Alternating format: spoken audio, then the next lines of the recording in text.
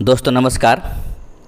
आज अतीत से वर्तमान भाग 2 ये एक 7th क्लास का ध्यान रखेंगे। 7th क्लास का SCERT यानी बिहार सरकार की वो बुक जो 7th क्लास में चलती है बिहार के सारे विद्यालय में, तो या फिर सरकारी विद्यालय कहेंगे अच्छा रहेगा।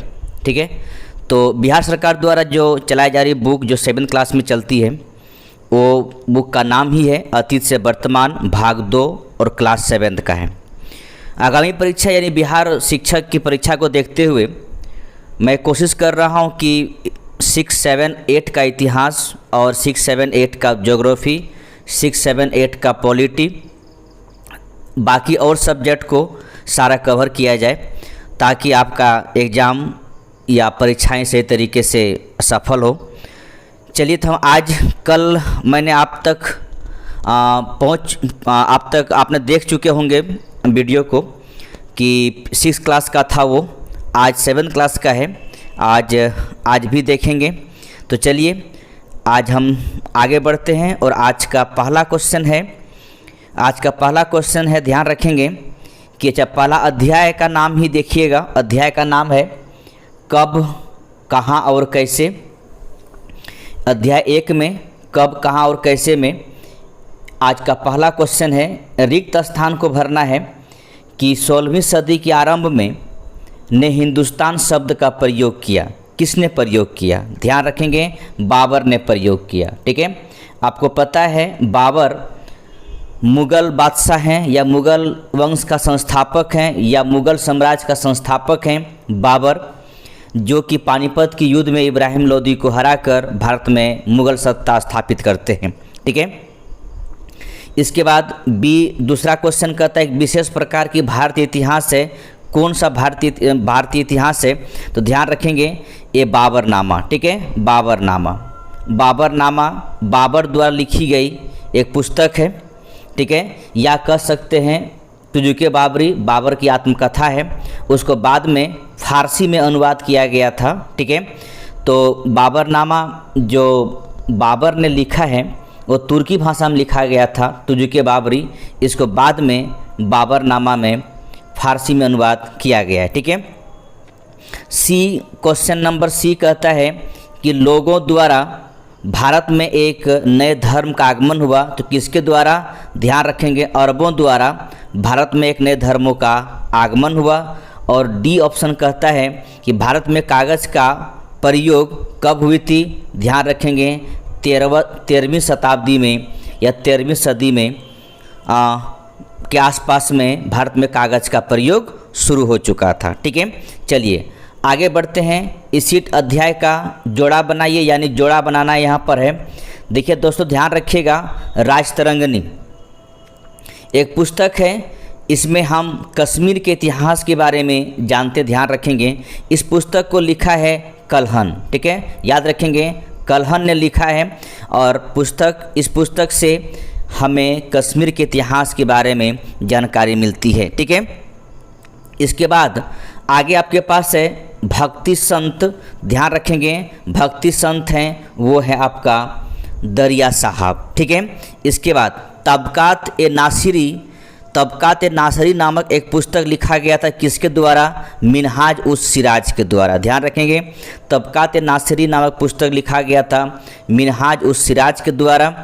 ध्यान रखेंगे शेरशाह का मकबरा कहाँ पर है? सासाराम में है। ठीक है, याद रखेंगे सासाराम में जो मकबरा है एक झील के बीच में है, अष्टकोणीय मकबरा है जो शेरशाह ने अपने जीवन में खुद बना लिए थे। ठीक है, और शेरशाह का मृत्यु 1545 में हो जाती है और इसी मकबरा में से दफना दिया गया है। आप देख सकते हैं बिहार के शहर औरंगाबाद में ये मकबरा है। ठीक है, और लास्ट में आपके पास एक मानसिंह, तो आप मिला दीजिए, बचा हुआ है बेकटपुर का शिव मंदिर। ठीक है, तो ये सब करके आप देखिए राजतरंगिणी, मिलाइए कश्मीर के इतिहास, भक्ति संत, दरिया साहब, तबकात नासिरी, मिनहाज उस सिराज, शेरशाह का मकबरा, सासाराम, मानसिंह, बेकटपुर का शिव मंदिर। ठीक है, चलिए अगला अध्याय को देखते हैं हम लोग। नेक्स्ट अध्याय में है कि नए राज्य एवं राजाओं का उदय। दोस्तों ध्यान रखिएगा, ये बहुत ज़रूरी है, आप देख के जाइएगा, क्योंकि सरकार का भी कहना है कि आप SCERT को पढ़िए, इसी से क्वेश्चन पूछा जाएगा। ठीक है, तो नेक्स्ट क्वेश्चन है आपका नेक्स्ट अध्याय 2 में नए राज्य एवं राजाओं का उदय। ठीक है, तो चलिए हम लोग इसको देखते हैं। तो इसमें देखिए कुछ क्वेश्चन है, उनको देखते हैं। तो ये आपका टॉपिक है, याद रखेंगे। तो इसमें देखिए जोड़ा बनाने के लिए कहा जा रहा है, ध्यान रखिएगा कि सोमनाथ मंदिर। ठीक है, पहली बात तो ये कह रहा है सोमनाथ मंदिर। ठीक है, तो सोमनाथ मंदिर है कहाँ? ठीक है, तो याद रखेंगे सोमनाथ मंदिर गुजरात में है। और आपने मोहम्मद गजनवी का ध्यान रखेंगे, मोहम्मद गजनवी का नाम तो सुने होंगे। तो इसी ने 1025 ईस्वी में सोमनाथ मंदिर पर आक्रमण किया था। और सोमनाथ मंदिर शिव जी को समर्पित है। साथ ही साथ जब मोहम्मद गजनवी ने 1025 ईस्वी में सोमनाथ मंदिर पर आक्रमण किया, लूट लिया, उस समय गुजरात के शासक भीम प्रथम था। ठीक है, नेक्स्ट आपके मिलाइए पाल वंश। ध्यान रखेंगे पाल वंश कहाँ से है? बंगाल से है। ध्यान रखिएगा, पाल वंश का संस्थापक गोपाल हैं। ठीक है, इसने औदवंतपुरी एक महाविहार का निर्माण किया था, जो कि बिहार शरीफ नालंदा में है। इन्हीं का एक अगला शासक होंगे धर्मपाल, जो कि विक्रमशिला विश्वविद्यालय की स्थापना किए हैं, जो कि भागलपुर में आज खंडहर के रूप में अवस्थित है। और यही धर्मपाल ने भी त्रिपक्षीय संघर्ष में भाग लिए थे। यानी त्रिपक्षीय संघर्ष में जो भाग लेने जा रहे हैं वो आपका ध्यान रखिएगा पाल वंश। ठीक है, पाल वंश का एक शासक होगा गोपाल। ठीक है, चलिए आगे बढ़ते हैं। अगला क्वेश्चन है, ध्यान रखेंगे, अगला स्वर मिलान करना है। गोपाल याद रखेंगे लोगों द्वारा चयनित शासक है। ठीक है, इसके बाद कन्नौज। ठीक है, कन्नौज में याद रखेंगे ये आपका हो जाएगा त्रिपक्षीय संघर्ष। कौन कौन भाग लिया था? ध्यान रखेंगे गुर्जर प्रतिहार, राष्ट्रकूट और पाल वंश। ध्यान रखेंगे त्रिपक्षीय संघर्ष में कौन भाग लिया था? गुर्जर प्रतिहार, राष्ट्रकूट और पाल वंश। ठीक है, चलिए और लास्ट बचता है मध्य भारत में गुर्जर प्रतिहार। गुर्जर प्रतिहार का संस्थापक ध्यान रखेंगे नाम है नागभट्ट। ठीक है, नागभट्ट प्रथम। तो इस प्रकार याद रखिएगा, सोमनाथ मंदिर गुजरात में है, पाल वंश बंगाल में, गोपाल लोगों द्वारा चयनित शासक हैं, कन्नौज में त्रिपक्षीय संघर्ष हुआ था और मध्य भारत में गुर्जर प्रतिहारों ने राज्य स्थापना किया, जिसका संस्थापक नागभट्ट प्रथम है। ठीक है दोस्तों, अगला अध्याय है तुर्क अफगान शासक।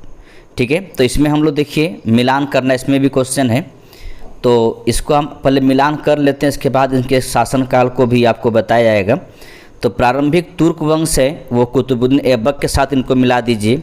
ठीक है, जो कि इस कुतुबुद्दीन ऐबक ने गुलाम वंश की स्थापना किए थे और ये गौरी के गुलाम थे, ये भी ध्यान रखेंगे।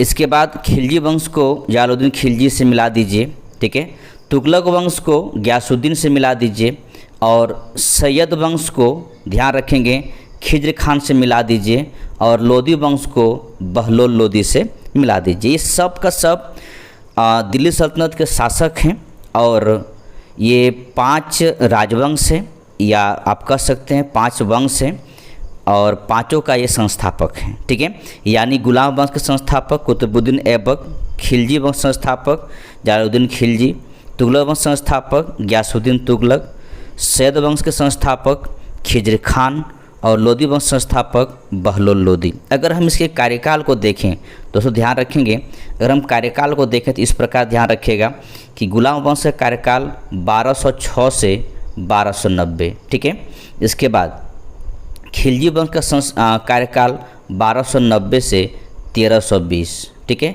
इसके बाद तुगलक वंश का कार्यकाल 1320 से 1414।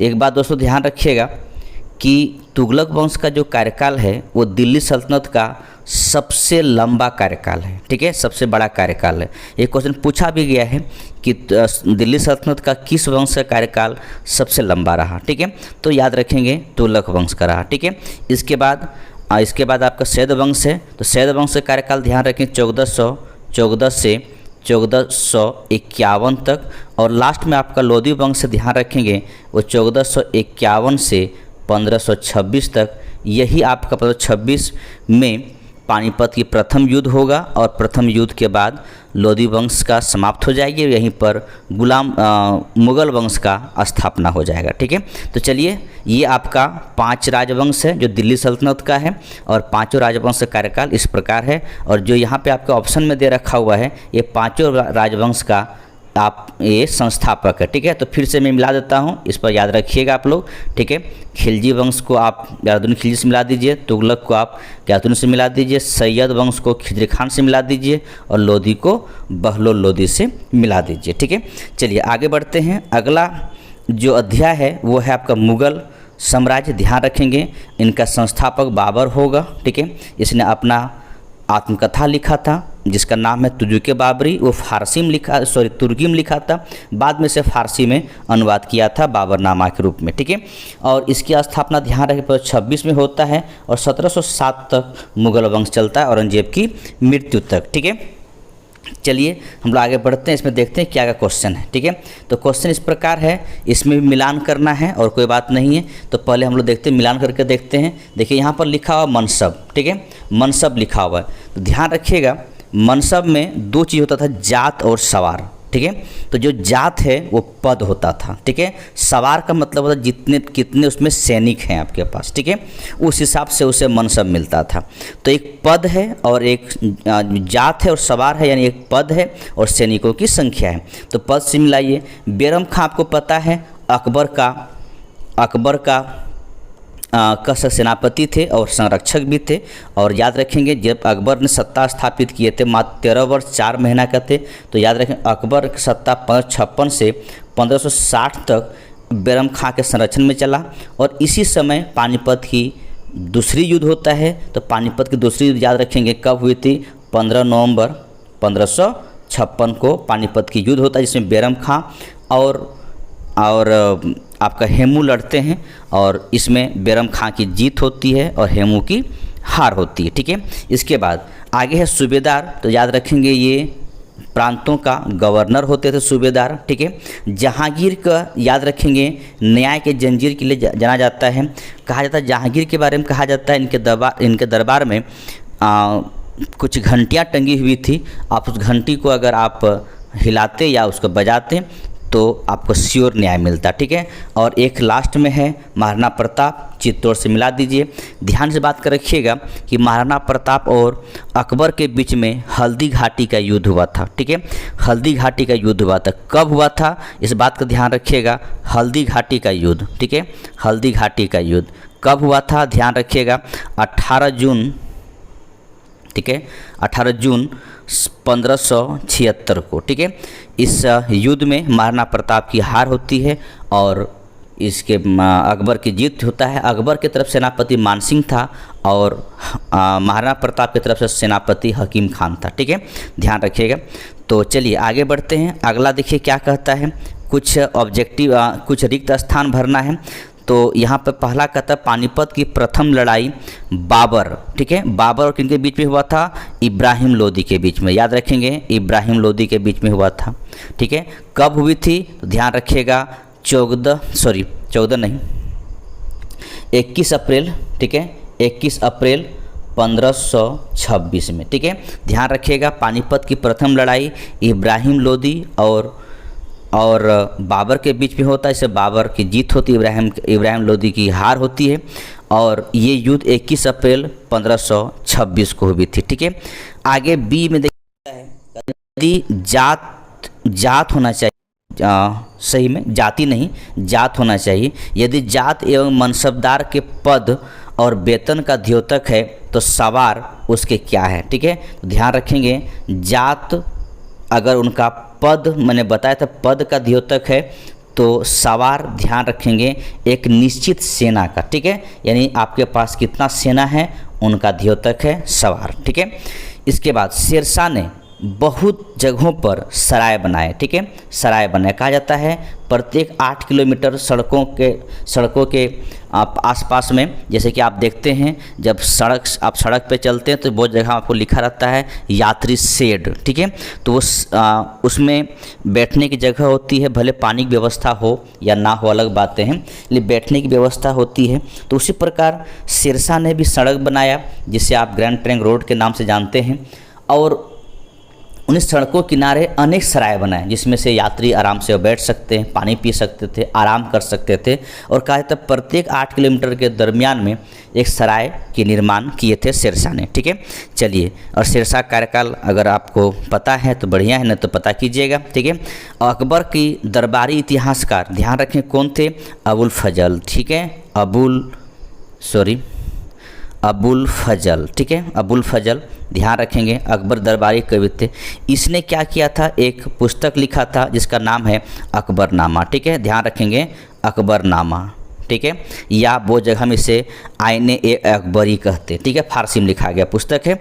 तो याद रखिए अकबर के दरबारी कवि अबुल फजल जिसने अकबरनामा या आईने अकबरी करके एक पुस्तक लिखे। और लास्ट में से क्वेश्चन है कि मुगल साम्राज्य के वास्तविक संस्थापक कौन था, ध्यान रखेंगे वो अकबर है, ठीक है, वास्तविक संस्थापक अकबर, संस्थापक पूछे तो बाबर, ठीक है। चलिए हम लोग आगे बढ़ते हैं अगला अध्याय की तरफ, अध्याय 5, और टॉपिक है शक्ति के प्रतीक के रूप में वास्तुकला, किले और धार्मिक स्थल, ठीक है। तो यानी उस समय कुछ धार्मिक स्थल बने थे, कुछ जैसे कि लाल किला, इसके बाद कुतुब मीनार, बहुत सारी चीज़ें बनी, ठीक है, बहुत सारे मंदिर बना, तो बहुत सारे मकबरा बना। तो इसी प्रकार खासकर उस समय जो बना था वो शक्ति के रूप में था।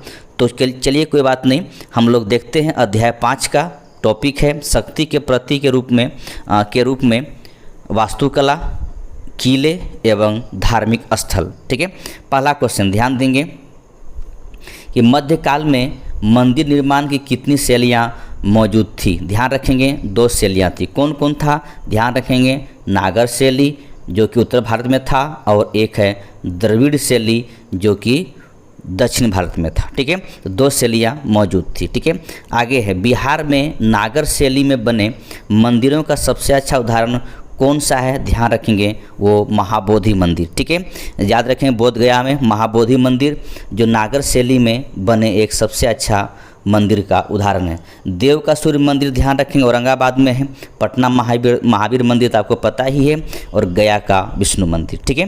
तो चलिए याद रखेंगे इसमें महाबोधि मंदिर जो कि बिहार में नागर शैली में बनी सबसे अच्छा उदाहरण है, ठीक है। अगला क्वेश्चन है कि मुसलमानों द्वारा बिहार में बनाए गए सबसे महत्वपूर्ण इमारत कौन है, ठीक है। तो ध्यान रखेंगे बिहार में, कह रहा बिहार में, अगर बिहार के बाहर तो कुछ और नाम होता, ठीक है। तो ध्यान रखें सबसे महत्वपूर्ण जो इमारत है वो मलिक बयां का मकबरा है, ठीक है। ध्यान रखिएगा ये कहाँ, तो बिहार शरीफ में, ध्यान रखेंगे बिहार शरीफ में है, ठीक है, बिहार शरीफ में है। और ये कब बनी थी, 1353 में, ठीक है, ध्यान रखेंगे। और एक यहाँ पर याद रखेंगे एक मनेर का मकबरा है, ये कब बना था, 1617 में, ठीक है। तो इस प्रकार याद रखेंगे मुसलमानों द्वारा बिहार में बनाए गए सबसे महत्वपूर्ण इमारत में आपका मलिक बयां का मकबरा है, ठीक है। चलिए आगे बढ़ते हैं। अगला क्वेश्चन है कि मुगलकालीन स्थापत्य कला अपने चरम पर कब पहुंचा, तो ध्यान रखेंगे शाहजहां काल को स्थापत्य का स्वर्ण काल कहा जाता है, ठीक है। ध्यान रखेंगे जहांगीर को चित्रकला का, ध्यान रखेंगे चित्रकला का स्वर्ण काल कहा जाता है, ठीक है। चलिए अकबर काल और औरंगजेब काल को छोड़ देते हैं, ठीक है। तो चलिए आगे बढ़ते हैं। अगला क्वेश्चन है कि शाहजहां ने लाल किला का निर्माण दिल्ली में किस वर्ष करवाया, ठीक है। तो शाहजहां ने जो लाल किला बनवाया दिल्ली में वो 1638 में बनवाया गया था, ठीक है। अभी आप दिल्ली जाते हैं तो सबसे पहले लाल किला का दर्शन करने का मन करता होगा आपको भी, ठीक है, तो लाल किला बनवाया था। चलिए यहाँ पर कुछ गलत सही है, याद रखेंगे। देखिए क्या कहता है, उत्तर भारत में मंदिर निर्माण की द्रविड़ शैली प्रचलित था, नहीं, कौन शैली प्रचलित था, ध्यान आपको बताएं, नागर शैली, ठीक है, नागर शैली प्रचलित था। कोणार्क का सूर्य मंदिर बंगाल में स्थित है, नहीं, ये कहाँ है, उड़ीसा में स्थित है, ठीक है, उड़ीसा में स्थित है।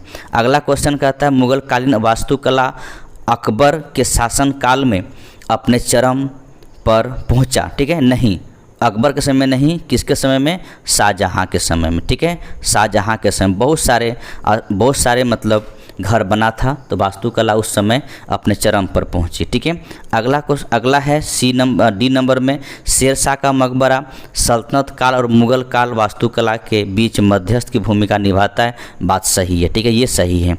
और बिहार में मुस्लिम उपासना का स्थल निर्माण का प्रथम उदाहरण मस्जिद है, ये भी आपका सही है, ठीक है। चलिए आगे बढ़ते हैं।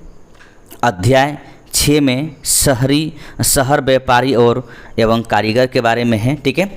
तो शहर व्यापारी एवं कारीगर के बारे में है, तो चलिए हम लोग इसको देखते हैं। इसमें कुछ क्वेश्चन होगा, अधिक तो क्वेश्चन नहीं होगा लेकिन कुछ ही होंगे।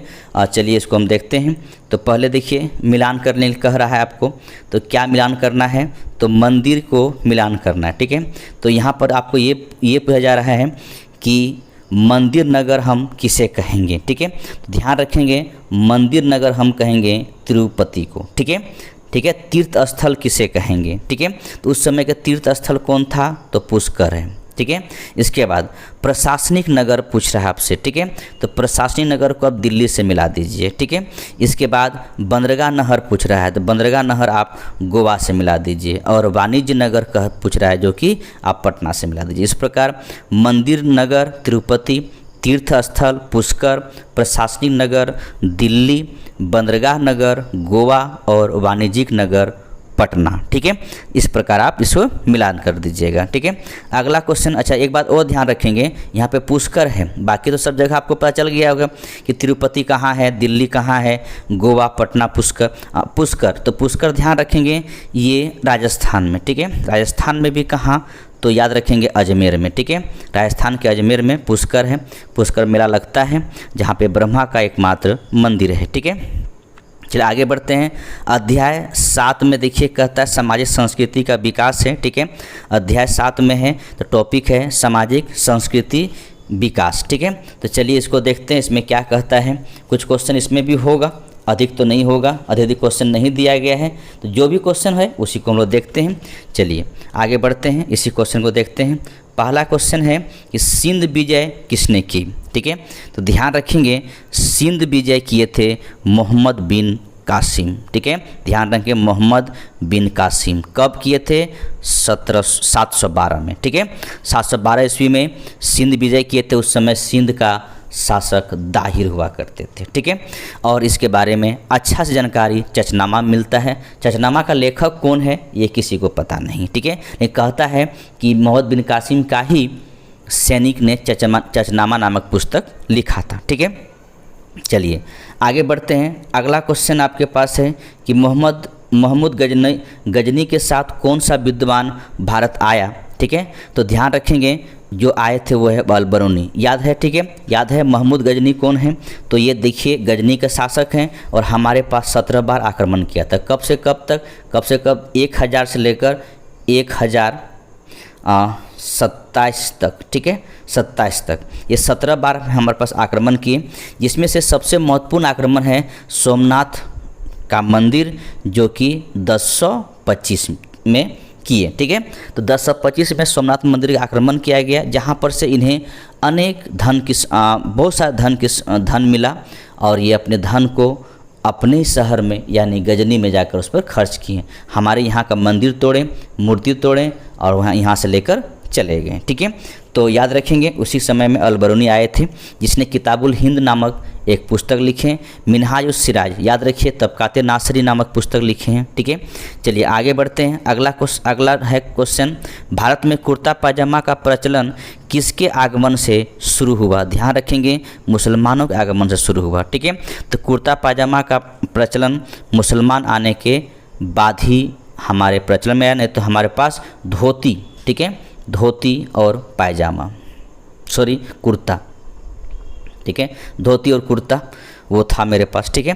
तो कुर्ता पायजामा मुसलमानों द्वारा, ठीक है। आगे बढ़ते हैं। अगला है कि अलवार और नैनार कहाँ के भक्ति संत थे?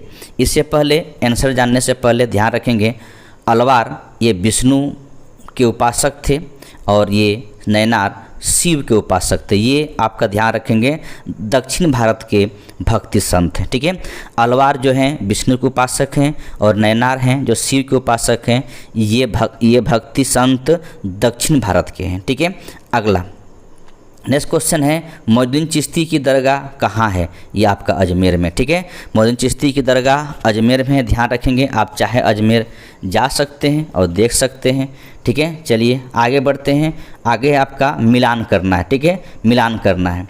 तो मिलान इस प्रकार करना है कि देखिए, इसको मिलान इस प्रकार करना है, निजामुद्दीन औलिया। ठीक है, किससे मिलान करना है? दिल्ली से। ठीक है, इसके बाद शंकरदेव मिलान कर दीजिए से असम से। ठीक है, सब संत हैं, या तो सूफी संत हैं या भक्ति संत हैं। ठीक है, इसके बाद नानक देव। ठीक है, नानक देव अभी नहीं मिल रहा है, नीचे होगा। ठीक है, ध्यान रखेंगे। ठीक है, एकनाथ। ठीक है, एकनाथ ध्यान रखेंगे, इससे आप महाराष्ट्र से मिला दीजिए। ठीक है, इसके बाद मीराबाई को मिला दीजिए राजस्थान से। ठीक है, तो यहाँ पर एक दो नहीं मिल रहा है, वो आपका ध्यान रखेंगे। दो कौन कौन है उनको ध्यान रखिएगा। ये पहले यहाँ पर इस बात का ध्यान रखिए, निजामुद्दीन औलिया को दिल्ली में से मिलान करना है, शंकर देव को असम से मिलान करना है, एकनाथ को महाराष्ट्र से मिलान करना है, मीराबाई को राजस्थान से मिलान करना है। ठीक है, ये राजस्थान, ये सब वहाँ के रहने वाले थे। ठीक है, अब यहाँ पर आपके बच रहा नानक देव और नीचे एक संत दरिया साहब हैं। ठीक है, तो ये बिहार से मिलान करना है। ठीक है, तो देखिए यहाँ पर आपको मिल रहा है, तो ध्यान रखेंगे, नानक देव को पंजाब से मिलान कर दीजिए और संत दरिया साहब को ध्यान रखेंगे, वो बिहार के। ठीक है, तो बिहार सबसे ऊपर में है। ठीक है, इसीलिए इनको याद रखेंगे, बिहार से मिलान करना है। ठीक है, चलिए आगे बढ़ते हैं। अगला आपके टॉपिक है, अगला नेक्स्ट टॉपिक है अध्याय 8 में टॉपिक है क्षेत्रीय संस्कृति का उत्कर्ष। ठीक है, तो क्षेत्रीय संस्कृति का उत्कर्ष ध्यान रखेंगे। ठीक है, ये आपका टॉपिक है। तो इसमें देखते हैं हम लोग क्या क्या क्वेश्चन है और क्षेत्रीय संस्कृति के बारे में दिया गया है। तो चलिए हम लोग देखते हैं। पहला क्वेश्चन इसका है कि उर्दू की उत्पत्ति किस शताब्दी में हुई? ध्यान रखेंगे, ये 11वीं शताब्दी में हुई थी। ठीक है, उर्दू की उत्पत्ति 11वीं शताब्दी में हुई थी।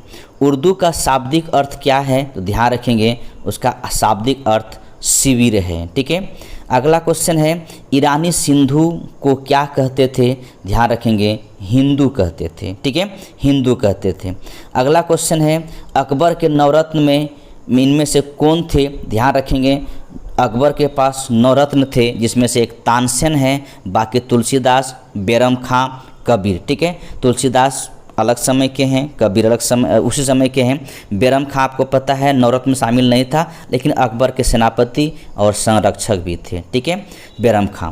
ठीक है, आगे बढ़ते हैं। अगला क्वेश्चन है कि तुलसीदास ने किस ग्रंथ की रचना की? तो तुलसीदास ने रचना किया रामचरित्र मानस का। ठीक है, मेघदूतम और अभिज्ञान शकुंतलम दोनों कालिदास ने लिखा है, ध्यान रखेंगे। ठीक है, और आनंद मठ एक पत्रिका है जिसका लिखा गया था हरिश्चंद्र, ध्यान रखेंगे, हरिश्चंद्र मुखर्जी द्वारा। ठीक है, जिसने सन्यासी विद्रोह के बारे में अपना चित्रण किया है या उनके बारे में लिखे हैं। ठीक है, तो रामचरितमानस तुलसीदास ने लिखे। ठीक है, इसके बाद मेघदूतम और अभिज्ञान शकुंतलम ये दोनों पुस्तक कालिदास का है, और आनंद मठ जो पुस्तक है ये आपका हरिश्चंद्र मुखर्जी का है, जिसने ध्यान रखेंगे, जिसने सन्यासी विद्रोह का समर्थन किया था। ठीक है, अगला अध्याय 9 है और ये अध्याय आपका लास्ट है, ध्यान रखेंगे। अध्याय है, नाम है आपका 8वीं शताब्दी में नई राजनीतिक संरचनाएं। ठीक है, तो देखिए इसमें क्या क्वेश्चन है। पहला क्वेश्चन है, मुगलों की उत्तराधिकारी राज्य में कौन राज्य आता है? ठीक है, तो देखेंगे उत्तराधिकारी राज्य में अवध आएगा। ठीक है, और अवध का संस्थापक ध्यान रखेंगे सआदत खान। ठीक है, सआदत खान, अवध ने अवध का निर्माण किया था। अवध का मतलब है उत्तर प्रदेश। ठीक है, चलिए आगे बढ़ते हैं। बंगाल में स्वायत्त राज्य की स्थापना किसने की? ध्यान रखेंगे, वो है मुर्शिद कुली खान। मुर्शिद कुली खान को औरंगजेब ने बंगाल का सूबेदार बना के भेजा था, लेकिन आगे चलकर जब औरंगजेब की मृत्यु हो जाती है उसके बाद मुर्शिद कुली खान अपने आप को स्वतंत्र राज्य घोषित कर देता है, और वो कब करते हैं? 1717 में। ठीक है, और इसके बाद फिर वो स्वतंत्र रूप से काम करना शुरू करता है। आगे चल के फिर आपको पता चलेगा अलीवर्दी खान के बारे में। ठीक है, इसके बाद पानीपत की युद्ध, प्लासी का युद्ध, फिर इसका बक्सर का युद्ध, सब बंगाल से जुड़ा हुआ है। ठीक है, तो चलिए ध्यान रखेंगे मुर्शिद कुली खान। ठीक है, इसके बाद यहाँ पर सुजाउद्दीन बंगाल से जुड़ा हुआ है ये। ठीक है, नेक्स्ट शासक है मुर्शिद कुली खान के बाद। ठीक है, इसके बाद बुरहान उल मुल्क देखिए यहाँ पर लिखा हुआ है, जो कि हैदराबाद, ध्यान रखेंगे, हैदराबाद का स्थापना करेंगे। ठीक है, इसके बाद बुरहान मुल्क हैदराबाद स्थापना नहीं करेंगे। ठीक है, ये अलग व्यक्ति हैं। ठीक है, इसका सुजाउद्दौला यहाँ पर है। ठीक है, सुजाउद्दौला जो दिखाई पड़ रहा है ये अवध के नवाब होंगे, और ये ध्यान इस बात का रखिएगा कि ये व्यक्ति बक्सर के युद्ध में भाग लेंगे। ठीक है, त्रिपक्ष संघर्ष त्रिगुट बनेगा, उन त्रिगुट में एक सुजाउद्दौला भी रहेंगे, साथ ही साथ मुग़ल बादशाह शाह आलम द्वितीय भी रहेंगे, और मीर कासिम भी। ठीक है, और एक तरफ से अंग्रेज सेना और तीन सेना एक तरफ से रहेंगी। ठीक है, और बक्सर का युद्ध 22-23 अक्टूबर 1764 में होगा, जिसमें से तीनों सेना की हार होगी और अंग्रेज का जीत हो जाएगा। ठीक है, चलिए आगे बढ़ते हैं। अगला क्वेश्चन है, सिखों के एक शक्तिशाली राजनीतिक और सैनिक शक्ति के रूप में किसने परिवर्तित किया? ठीक है, सिखों को ध्यान रखेंगे परिवर्तित किया गुरु गोविंद सिंह ने। ठीक है, ध्यान रखेंगे सिख धर्म के संस्थापक नानक देव। ठीक है, ध्यान रखेंगे गुरु नानक। चलिए आगे बढ़ते हैं। अगला क्वेश्चन है कि शिवाजी ने किस वर्ष स्वतंत्र राज्य की स्थापना किया? तो वो स्वतंत्र राज्य स्थापना किया 1674 में। इसका राज्याभिषेक शिवनेर में हुआ था। ठीक है, शिवनेर में हुआ था। चलिए आगे बढ़ते हैं। अगला क्वेश्चन है, मराठा परिसंघ का प्रमुख कौन था? ठीक है, तो मराठा परिसंघ का प्रमुख पेशवा होते थे। ठीक है, पेशवा होते थे, ध्यान रखेंगे। इससे आगे एक समय में तो खैर प्रधानमंत्री थे, पीएम के तौर पर थे, लेकिन साहू जी के मृत्यु के बाद ये पूरी तरह से मराठा का जो पेशवा है वो सर्वसर्वा हो जाता है। ठीक है, चलिए आगे। और आपको याद रखना है कि प्रथम पेशवा बालाजी विश्वनाथ हैं। ठीक है, चलिए आगे इनको फिर से मिलान करने के दिया गया है। मिलान किस प्रकार करना है देखिए, यहाँ पर ठेकेदारी प्रथा। ठीक है, ठेकेदारी प्रथा है, तो ध्यान रखिए ठेकेदारी प्रथा भू राजस्व प्रशासन से जुड़ जाएगा। ठीक है, सरदेशमुखी। ठीक है, और ये आप जोड़ देंगे से मराठा से। ठीक है, इसके बाद निजाम उल मुल्क। ठीक है, इसी ने हैदराबाद की स्थापना किया था 1724 में। ठीक है, तो निजाम उल मुल्क हैदराबाद के संस्थापक हैं। ठीक है, सूरजमल कौन है? एक जाट नेता हैं, और 1707 ईस्वी में औरंगजेब की मृत्यु हो जाता है। ठीक है, ध्यान रखें ठेकेदारी प्रथा भू राजस्व प्रशासन से, सरदेशमुखी मराठा से, निजाम उल मुल्क हैदराबाद का संस्थापक 1724 में हैदराबाद का स्थापना करेंगे, सूरजमल जाट नेता हैं, और 1707 ईस्वी में औरंगजेब की निधन हो जाएगा। ठीक है, तो ये था आपकी 7वीं क्लास का बिहार सरकार का जो बुक है, वो 7वीं क्लास का जिसे आप SCERT के नाम से जानते हैं। ठीक है, बिहार सरकार की बुक है जो सरकारी स्कूल में चलती है, और ये इतिहास की बुक है।